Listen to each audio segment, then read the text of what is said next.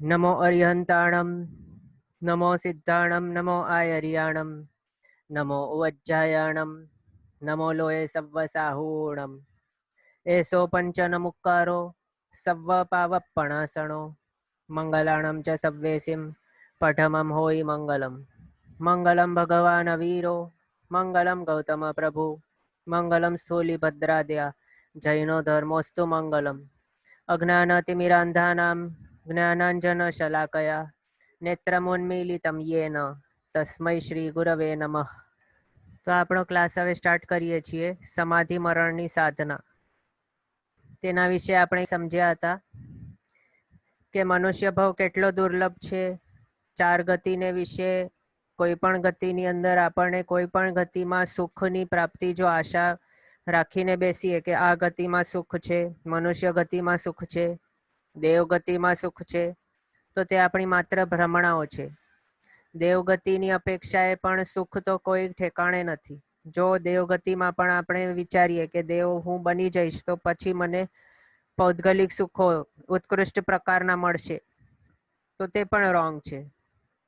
તે સુખો પૌદ્ગલિક તો માનસિક રીતે આમ બાહ્ય રીતે મળે, પણ માનસિક રીતે તો ઉપાધિ જ છે, ત્રાસદી જ છે. તે પણ આપણે ગઈકાલે જાણ્યું કે કઈ રીતે દેવતાઓ પૂરા ભાવ દરમિયાન, તેઓના પૂરા આયુષ્ય દરમિયાન કઈ રીતે ઈર્ષ્યા બળતરામાં પડ્યા હોય અને પછી તેઓ માનસિક દુઃખની અનુભૂતિ કરતા હોય. એટલે તે રીતે દેવભાવ પણ ઈચ્છનીય નથી.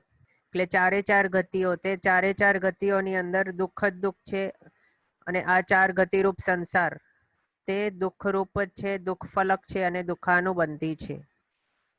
આ રીતે શાસ્ત્રકાર ભગવંતોએ કહેલ છે. આગળ આપણે તે પણ જાણ્યું કે આપણે પાછળ શેડોની જેમ મૃત્યુ આપણી સાથે સાથે ચાલી આવ્યો છે અને એક એક ડગલો, ક્ષણે ક્ષણે એક એક ડગલો આપણા પાસે નજીક નજીક તે આવી રહ્યો છે. તે આપણા માટે રાહ જોઈને બેઠો છે કે ક્યારે હું તરાપ મારીને આને લઈ જાઉં. આમ તો આપણે ત્યાં યમરાજ કે યમદૂતને આવા કોઈ વિધાનો છે નહીં, પણ આ આપણા સમજને માટે આપણે કહીએ છીએ કે મૃત્યુ આ રીતે આપણા પાછળ લાગેલો છે.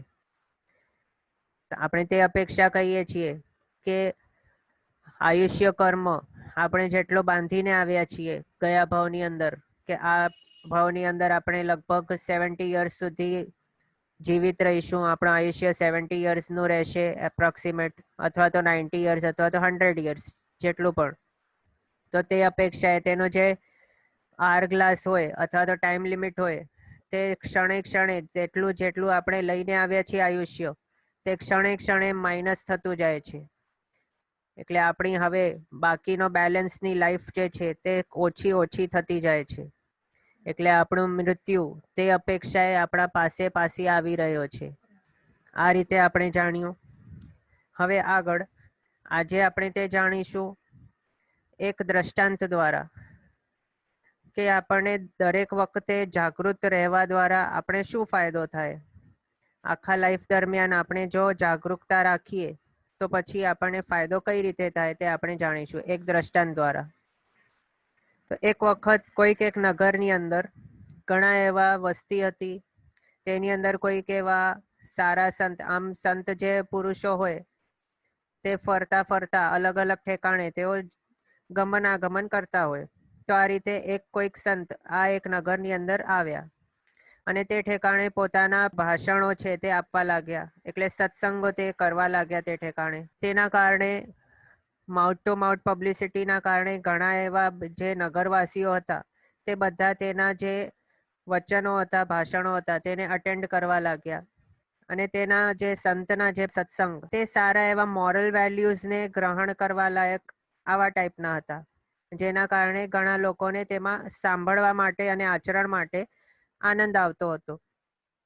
તો કોઈક એક દિવસ એક શેઠ હતા, તો તે સત્સંગમાંથી રિટર્ન જતા નહીં હતા. એટલે કે તે સત્સંગ એક દિવસ કમ્પ્લીટ થયો પછી આગળ તે શેઠ તે ઠેકાણે બેઠા હતા. તો આ સંતની નજર તેઓ ઉપર ગઈ.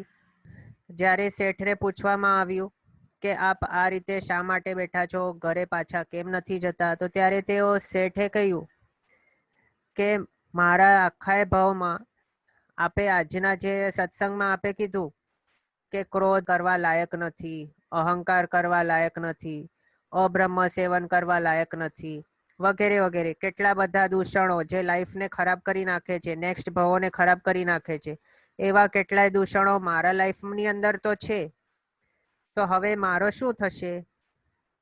મેં તો કેટલી વખત ધર્મની મજાક મશ્કરી ઉડાવી છે, ધર્મીઓની નિંદાઓ પણ કરી છે, સંતોના અપમાન પણ કર્યા છે. એવું કોઈ જ પાપ નથી કે મેં કર્યું જ નથી. તો હવે મારું શું થશે? મને મારા પાપો ડંખી રહ્યા છે હવે. તેથી હું આપના શરણમાં હવે આવું છું. આ પ્રમાણે શેઠ આ સંતને કહેવા લાગ્યા.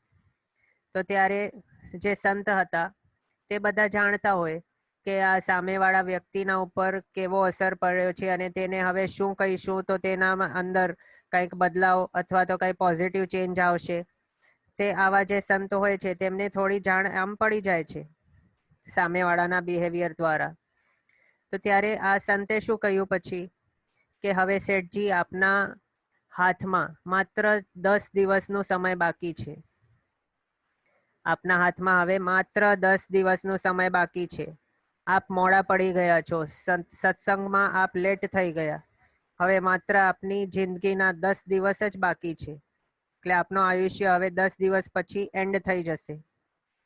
આ સાંભળીને શેઠ એકદમ શોક્ડ થઈ ગયા. એક એક દિવસ પસાર કરવા માટે તેઓને એકદમ અઘરો લાગતો હતો અને તેઓ ધર્મમય જીવન સ્ટાર્ટ કરી લીધો. તે શેઠજીએ એકદમ શાંતિપૂર્ણ વ્યવહાર, પોતાના જે અહંકાર, ક્રોધ આદિ જે પણ હતા તે બધા દૂર કરીને ધર્મી સંતજનોની મશ્કરીઓ જે કરતા હતા તે પણ દૂર થઈ ગઈ તેના લાઈફમાંથી.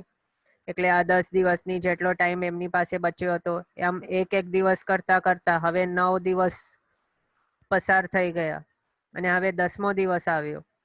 એટલે દરરોજ આ જે હતા શેઠ તે દરરોજ મંદિરે જતા, તેમના ભગવાનની ભક્તિ વગેરે કરતા. આ રીતે 10 દિવસ પસાર કર્યા. હવે એમને લાગ્યું હવે આજનો મારો લાસ્ટ દિવસ છે, બસ થઈ ગયો, હવે મારો આયુષ્ય કમ્પ્લીટ. આ સંસારમાંથી, આ જગતમાંથી, આ વિશ્વમાંથી હવે મારું આ છેલ્લો દિવસ છે. હવે આવતીકાલેનું જે સૂર્યોદય છે તે હું જોઈ ન શકીશ. પણ પછી શું થયું? 11મા દિવસે તેઓ જીવતા હતા એટલે તેઓનું આયુષ્ય કમ્પ્લીટ નહીં થયું. તો પછી આ પહોંચી ગયા સંત પાસે. તો સંત પાસે જ્યારે એ પહોંચી ગયા અને પૂછ્યું કે આપે તો મને કહ્યું કે 10 દિવસમાં આપનું આયુષ્ય કમ્પ્લીટ થઈ જશે, પણ આજ તો 11મો દિવસ છે, તો આ કઈ રીતે બેસે છે? તો સંતજીએ પૂછ્યું કે આપના જે ગયા 10 દિવસ હતા તેની અંદર આપે શું શું કર્યું? ક્રોધાદિ કશાયો કર્યા? તો શેઠજી કહે ના. ધર્મ આરાધના કરી? તો શેઠજી કહે હા. આગળ પૂછ્યું કે અહંકાર આદિ કર્યો, ધર્મની નિંદા વગેરે કરી? તો ના. તો આ પ્રમાણે સંત મહાત્માએ શું કહ્યું કે હમણાં આપને જ્યારે આ ખબર પડી ગઈ, કે આપને જ્યારે એમ લાગ્યું, કે આપને જ્યારે કહેવામાં આવ્યું કે હવે આપનું માત્ર 10 દિવસનું આયુષ્ય બાકી છે, ત્યારે આપ 10 દિવસ, પહેલા દિવસથી કરીને 10મા દિવસ સુધી જાગૃત અવસ્થામાં હતા. આપને આપનો મૃત્યુ નજર સામે દેખાતું હતું. તે માટે આપ પાપ મુક્ત જીવન જીવી રહ્યા હતા અને ધર્મમય જીવન જીવી રહ્યા હતા. એનું મેઇન કારણ શું થયું? કારણ કે આપને આપનું મૃત્યુ નજર સામે દેખાતું હતું અને જેમ કે આપને કાઉન્ટડાઉન 1 તરીકેનો સ્ટાર્ટ થઈ ગયો એવું આપને સમજમાં આવી કે 10 દિવસ માત્ર છે મારી પાસે. તે માટે આપ એકદમ જાગૃત થઈને આ રીતે કરવા લાગ્યા. તો હવે આ દ્રષ્ટાંત ઉપરથી આપણને સમજવાનું શું છે? આપણને શાસ્ત્રકાર ભગવંતોએ શું કહેલું છે કે મૃત્યુ કેવું છે? મૃત્યુની રૂપી તલવાર આપણા મસ્તકે લટકી રહી છે. ક્યારે તે તલવાર આપણા મસ્તકને છેદી નાખશે તે આપણને કોઈને પણ ખ્યાલ નથી. અને એવા કોઈ પણ જ્ઞાની ગુરુ ભગવંતો કે જ્ઞાની કેવલ જ્ઞાની ભગવંતો હમણાં આ કાળમાં આપણી પાસે હાજર નથી. ન તો આપણને પોતાને અવધિ જ્ઞાન વગેરે એવા કોઈ વિશિષ્ટ જ્ઞાનો છે કે આપણે પોતે જાણી શકીએ કે મારો આયુષ્ય કેટલો છે, આગળ ભવિષ્યમાં શું થવાનું છે. આપણે કંઈ જાણતા નથી. એટલે આપણને દરેક દિવસે, આ તો શેઠજી હતા તેમને આમ થોડું ખ્યાલમાં આવી ગયું કે 10 દિવસ છે, પણ આપણને તો તે પણ ખ્યાલમાં નથી. નેક્સ્ટ ક્ષણમાં, નેક્સ્ટ સેકન્ડમાં અથવા નેક્સ્ટ મિનિટમાં, નેક્સ્ટ કલાકમાં આપણો લાસ્ટ કલાક હોઈ શકે. આપણે કંઈ પણ કહી નહીં શકીએ કે આપણો લાસ્ટ દિવસ કયો છે, છેલ્લો દિવસ કયો છે, છેલ્લી ઘડી કઈ છે, આપણે કહી નથી શકતા. તો તે માટે દરેક દિવસે, દરેક સાલમાં, દરેક દિવસમાં, દરેક ક્ષણમાં, દરેક ઘડીમાં, દરેક સમયમાં આપણને જાગૃત રહેવા જરૂરી છે. અને જાગૃત રહ્યું તેનો મતલબ શું થયું?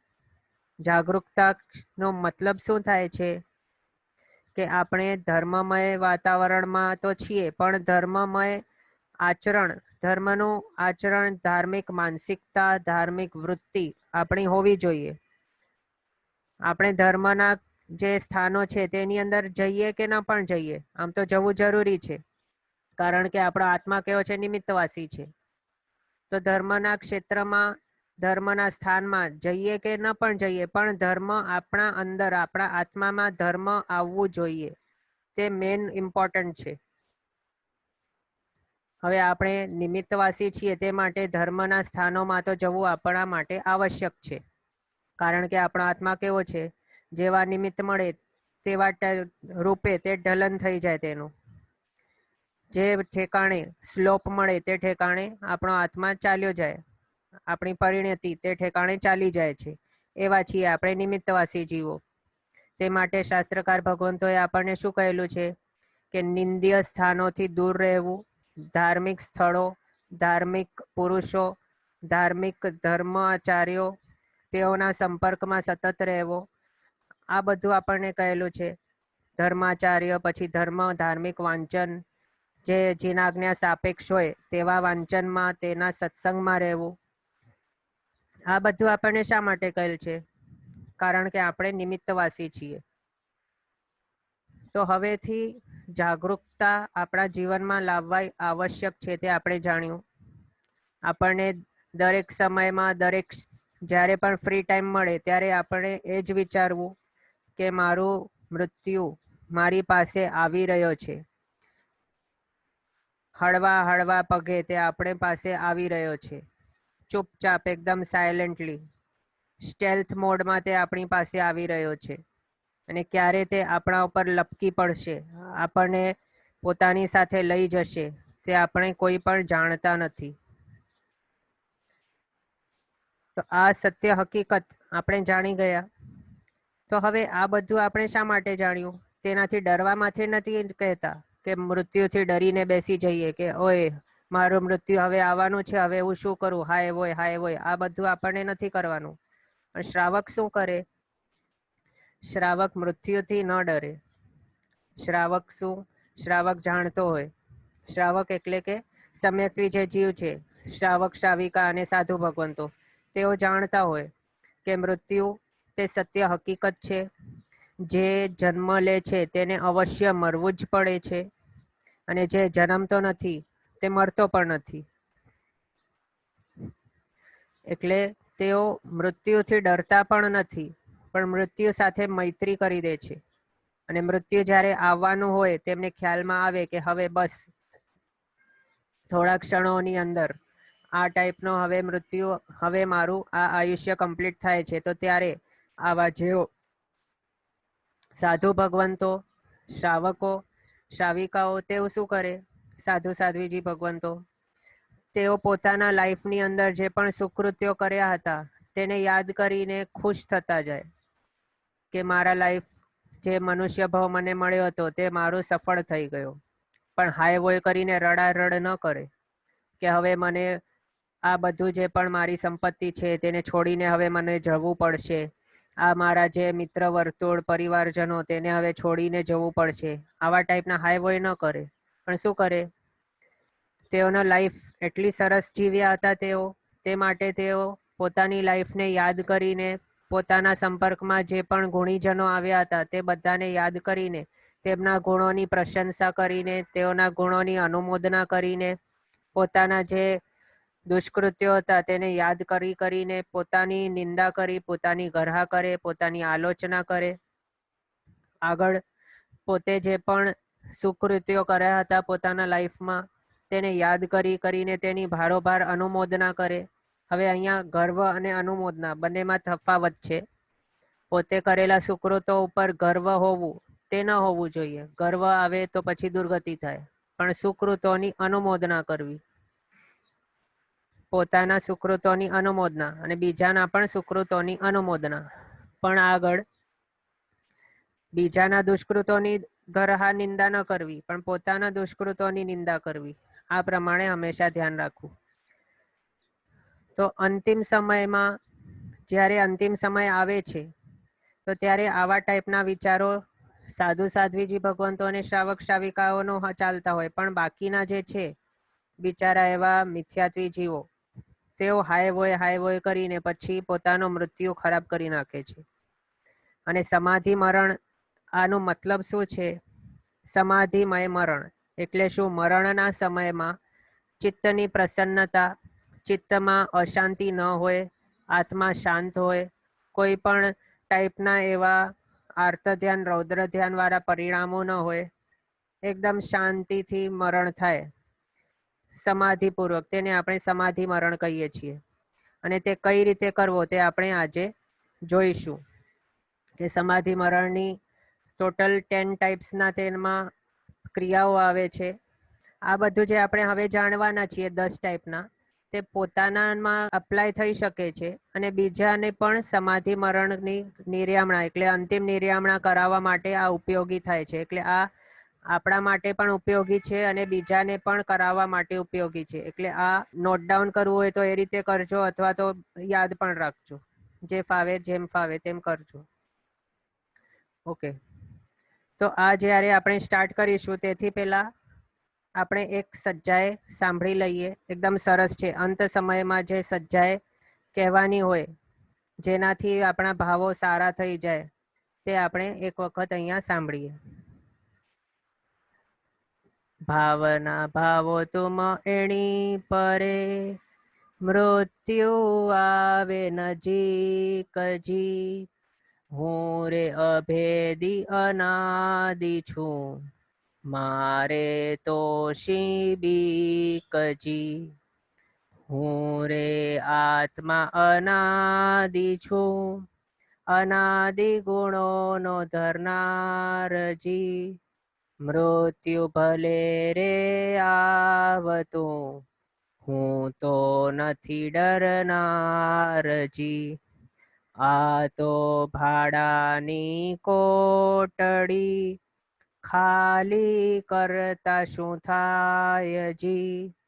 પૂતગલ નાશ થતા થકા, ઓ આત્મા તારું શું જાય જી.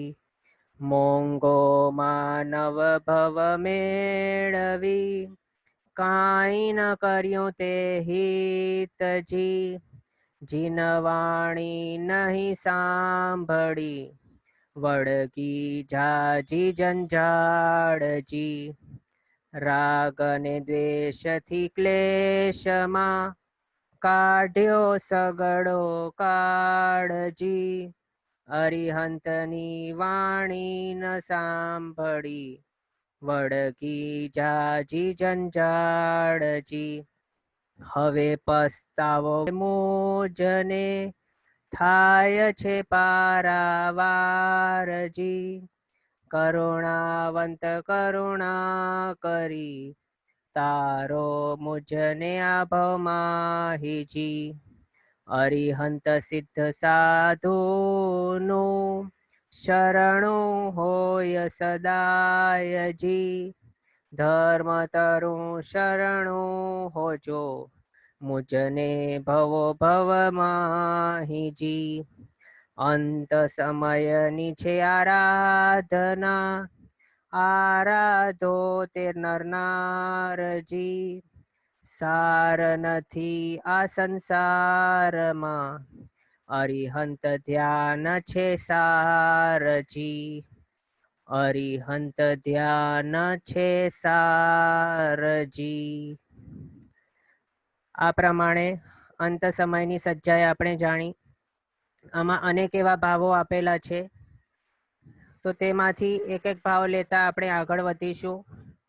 તેમાં સૌ પ્રથમ તો છે અતિચારોની આલોચના. તો અતિચારોની આલોચના સૌ પ્રથમ 10 ટાઈપ્સના જે આપણને કરવાના છે. સમાધિ મરણમાં 10 ટાઈપના અધિકારો જે કરેલ છે, તેમાંથી સૌ પ્રથમ તો છે અતિચારની આલોચના. અતિચાર એટલે શું તે આપણે પહેલા જાણીએ. જે પણ વસ્તુ જે અકૃત્ય છે, તે અકૃત્ય જો આપણે કરી દઈએ, અકૃત્ય બાય મિસ્ટેક જો થઈ જાય, થોડો ઘણી સ્ખલના થઈ જાય, તો તેને આપણે અતિચાર તરીકે કહીએ છીએ. પણ તે વધારે પ્રમાણમાં રોંગ તરીકે થઈ જાય આગળ, તો પછી તેને આપણે અનાચારમાં ટ્રાન્સફર થાય. પછી અતિક્રમ ને વ્યતિક્રમ આ પ્રમાણે તે વધતે ક્રમે હોય છે. પણ આ અતિચારો તે થોડા ટાઈપના જે સ્ખલના હોય છે, તેને આપણે અતિચારો કહીએ છીએ. તો આપણો આત્મા અનાદિકાળથી ભમી રહ્યો છે. તેની અંદર આપણે જોયું કે આપણે અનંતી વખત અનેક એવા ભવો કરીને આવ્યા છીએ. 84 લાખ યોનિની અંદર આપણે ભમીને પછી આ ભવ આપણને મળેલ છે. તે ભવ ભ્રમણા આપણને કરવી શા માટે પડી? કર્મોના કારણે. આપણો આત્મા કર્મોથી લેપાયેલો હતો, તેના કારણે આપણને આટલી ભવ ભ્રમણા કરવી પડી. અને આપણને કોઈક એવો વિશેષ બોધ ન થયો, તેના કારણે આપણે વિશેષ એવી નિર્જરા પણ ન કરી.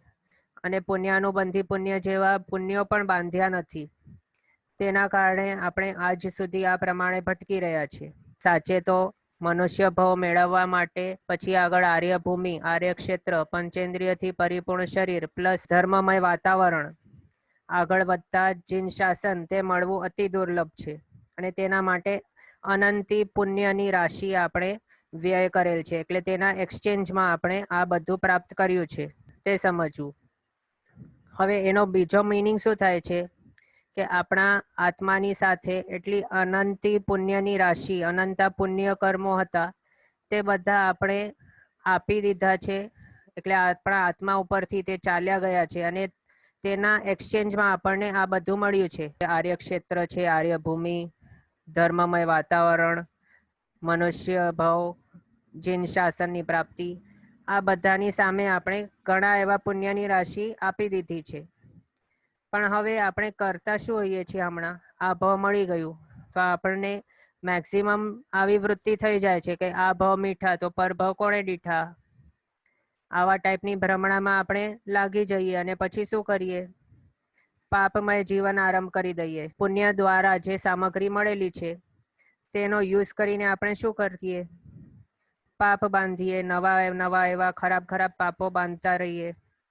અનેક એવા જે પુણ્યથી મળેલી સંપત્તિ છે, તેને યુઝ કરીને વેકેશન વગેરે કરવા, જીવોની હિંસા કરવા, આવા બધા ટાઈપના. અને એમાં પણ મજા લઈએ. પછી આપણે બહાર ઘાસ ઉપર ચાલતા આગળ જે પણ ટાઈપની અનેક ઘણી આપણી વિશેષપણે એવી ઘણી હિંસાઓ કરીએ છીએ, અને તેમાં પણ આપણે મજા માણીએ છીએ.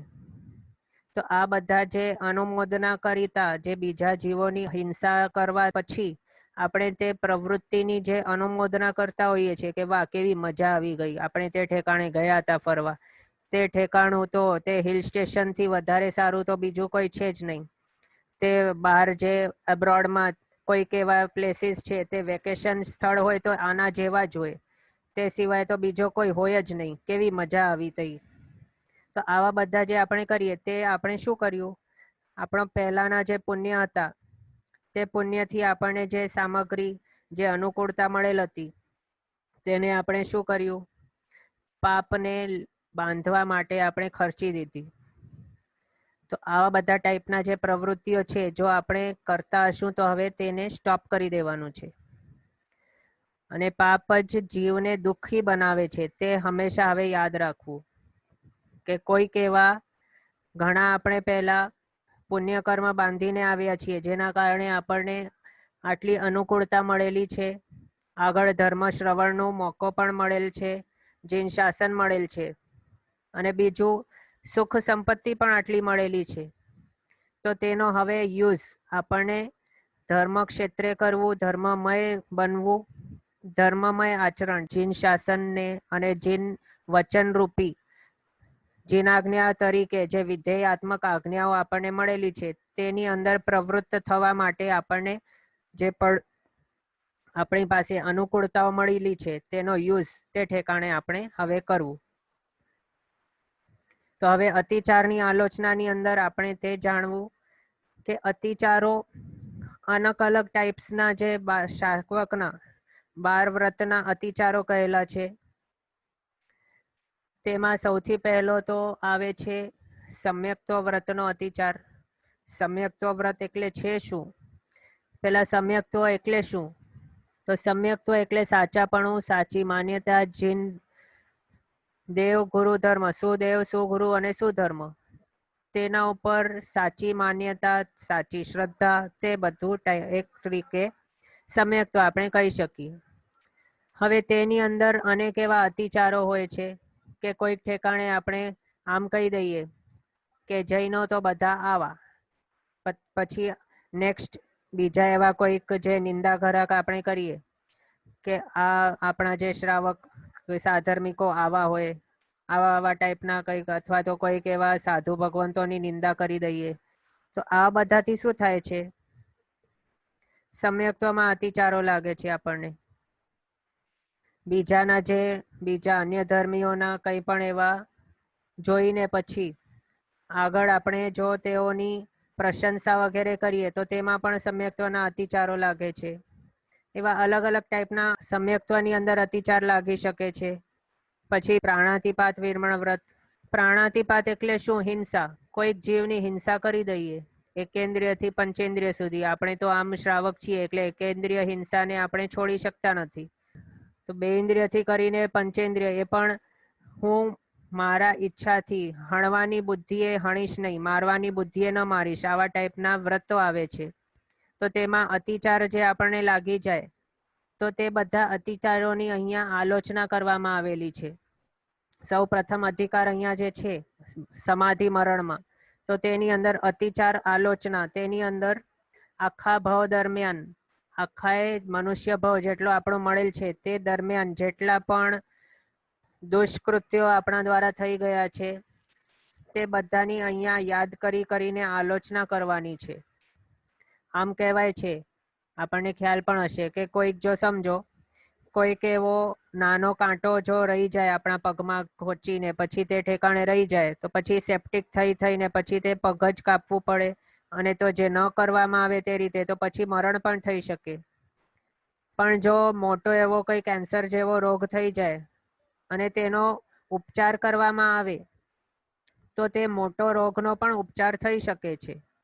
પણ કાંટા જેવો આવો નાનો જે પ્રત્યાઘાત થયો છે તેનો જો ઉપચાર ન કરવામાં આવે અને તે જ રીતે છોડવામાં આવે તો પછી તે મારક પણ બને છે. તો આ દ્રષ્ટાંતથી આપણને શું સમજવું? મોટા મોટા પાપો જો આપણે કરી દઈએ પણ તેનો આલોચના છે તે ગુરુ ભગવાન સમક્ષ ભાવપૂર્વક પોતાના જે દુષ્કૃત્યો છે તેમના સમક્ષ કહીને પછી તેઓ દ્વારા જે આલોચના આપેલી હોય તે જેવા તીવ્રતાવાળા ભાવ હતા આ પાપ કરતા ટાઈમ, તેનાથી વિશેષ એવા ઓપોઝિટ તીવ્રતાવાળા ભાવોથી જો આપણે તેનો આલોચના કરીને તેનો પ્રાયશ્ચિત કરીએ તો પછી તે પાપ, તે દુષ્કૃત્ય દ્વારા જે પાપ કર્મ આપણા આત્મા ઉપર ચોંટેલું હતું તે નાશ પણ થઈ શકે છે. પણ જો સમજો નાનો એવો દુષ્કૃત્ય કરી દીધો પણ તેનો ઉપચાર ન કર્યો, ઉપચાર એટલે કે આલોચના ન કરી, તો પછી શું થાય છે? તે નાનો દુષ્કૃત્ય દ્વારા જે થોડો પાપ ચટકી ગયો હતો આત્મા ઉપર, તે આગળ જઈને આલોચના ન કરી તેના કારણે તે સેપ્ટિક થતો જાય. સેપ્ટિક થઈને પછી આગળ આપણને દુર્ગતિમાં પીડાતો રહે આપણો આત્મા. એટલે તે માટે કોઈ પણ નાના મોટા જેવા પણ પાપો હોય તેની આલોચના આપણા દ્વારા કરવા યોગ્ય છે અને કરવી જ જોઈએ.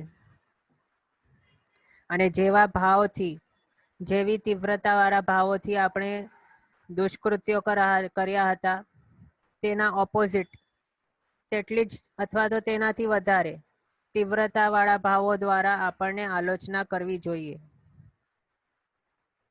તો જ એક ચાન્સ છે તે બધા કર્મોનો ક્ષય થવા માટે. અને આમ પણ આપણે થોડું જાણીએ છીએ કે કોઈ પણ કર્મ જો હમણાં આપણે બાંધીએ કોઈ દુષ્કૃત્ય કરવા દ્વારા, તો આપણને તે કર્મની અંદર ફેરફાર કરવાનો મોકો મળે છે.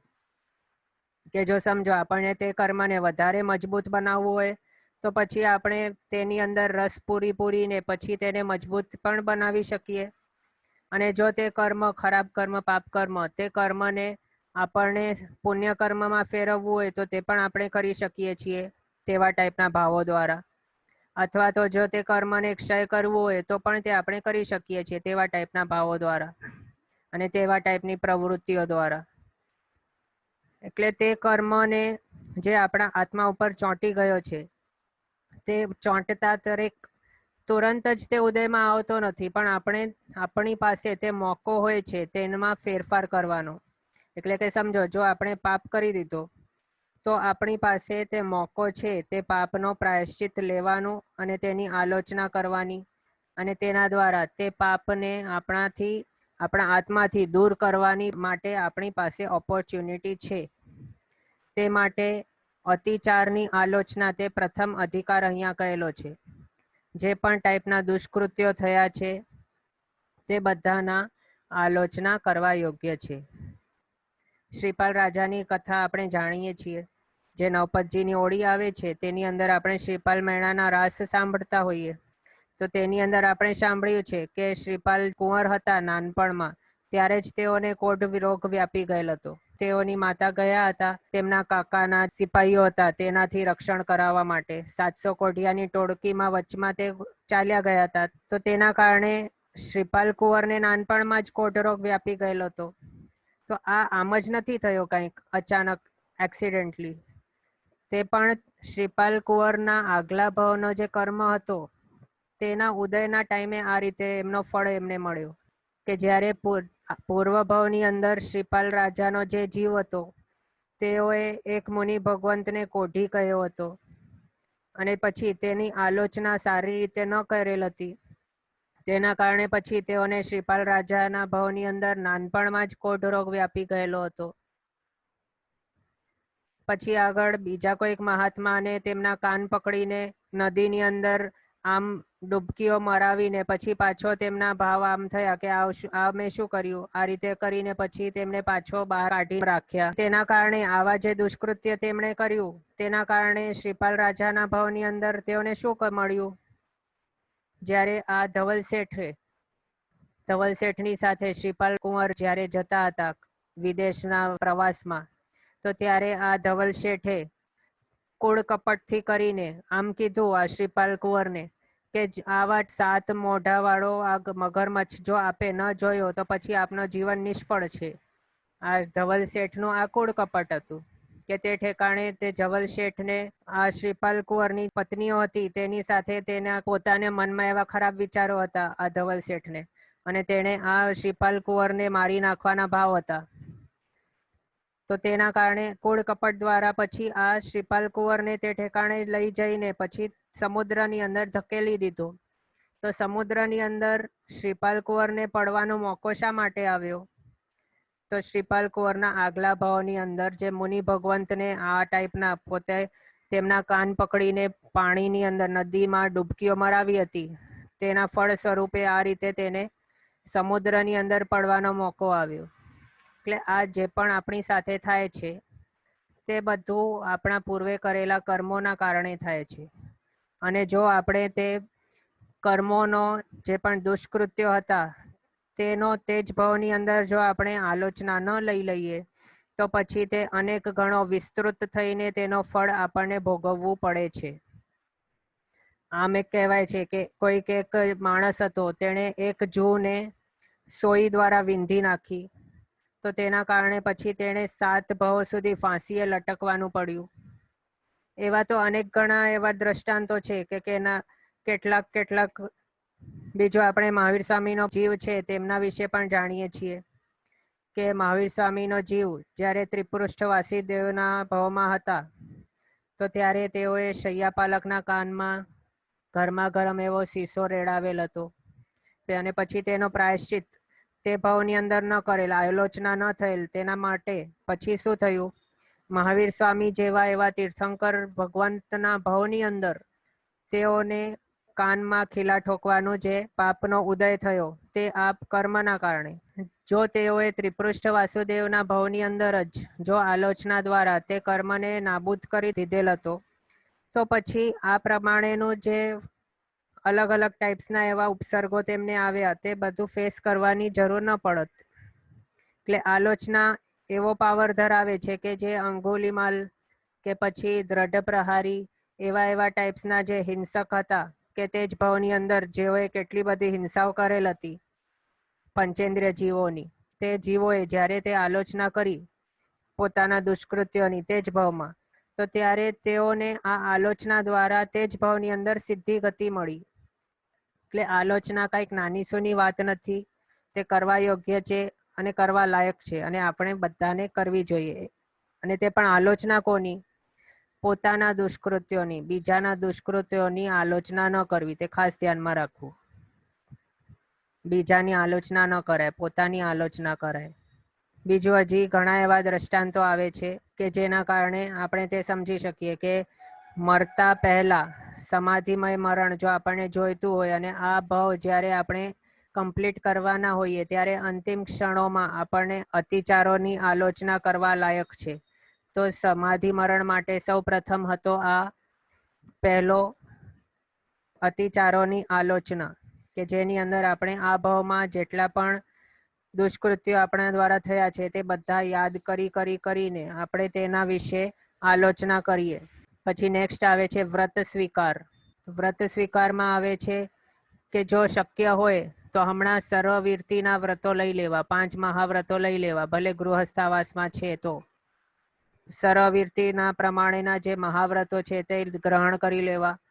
અને પછી જો સાજા થઈ ગયા અને આયુષ્ય લંબાઈ ગયું તો પછી કમ્પલસરી પછી સર્વવીરતી વ્રત ગ્રહણ કરવું પડે, દીક્ષા લેવી પડે, તે પણ ધ્યાનમાં રાખવું.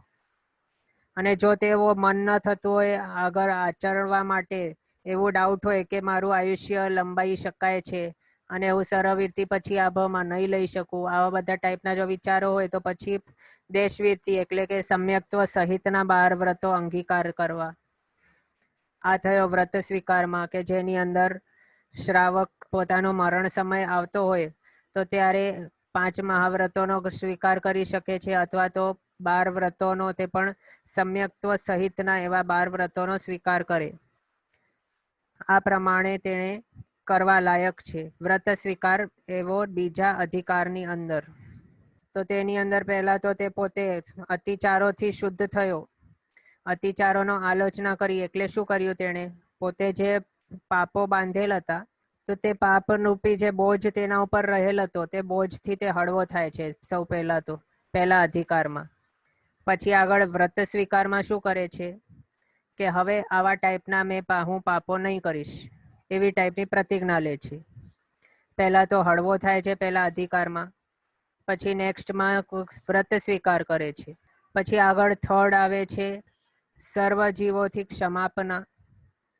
આમ શાસ્ત્રકાર ભગવંતોએ કહેલ છે કે સર્વ જીવો પ્રત્યે મૈત્રી ભાવ હોવું જોઈએ આપણું, કોઈ પણ જીવ પ્રત્યે વેર ભાવ ન કરવો.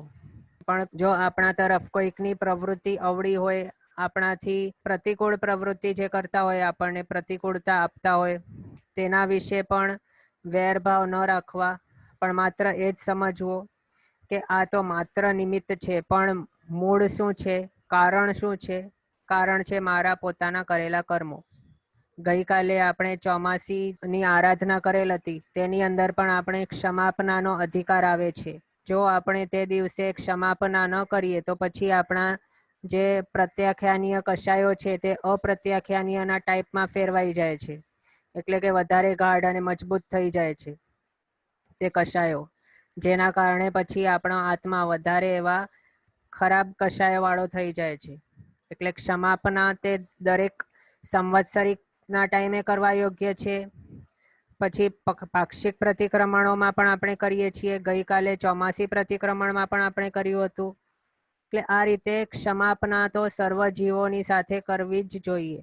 ખામેત ખામણા કહે છે તેણે કે કોઈ પણ જીવની સાથે હવે મારે મૈત્રી જ છે, કોઈ પણ જીવની સાથે મારે વેરનો ભાવ નથી. આવા ટાઈપની જે વિચારણાઓ છે તે બધું અહીંયા કરવાની છે. ઓકે, અહીંયા એક ક્વેશ્ચન આવેલ છે કે અંત સમયે આલોચના કેવી રીતે કરી શકાય, બીકોઝ અંત સમયે ગુરુ કેવી રીતે મળે.